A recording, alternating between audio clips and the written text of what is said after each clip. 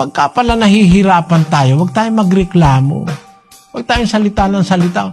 Buwisit na buhay to. Buwisit na bahay to. Ba't ganun? Ba't yung buhay ang buwisit? Bigay ng Diyos yun. Kaya ka na buhay, bigay ng Diyos yun. Sasabihin mo, buwisit na buhay. Puro na lang kahirap. Puro na lang hirap. Puro problema. Hindi mo ba alam na ang Diyos ang nasasaktan mo ang kalooban?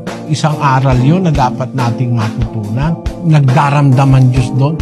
Halimbawa, nahihirapan ka sa buhay, imbis na sisihin mo ang kahit na sino, sabihin mo sa Diyos, kahit na po ako mahirapan, Panginoon, kahit na po mayroong mga mabibigat na mga sama ng loob sa aming mga kaaway, sa mga kapwa-tao, huwag mo lang po kaming iiwanan.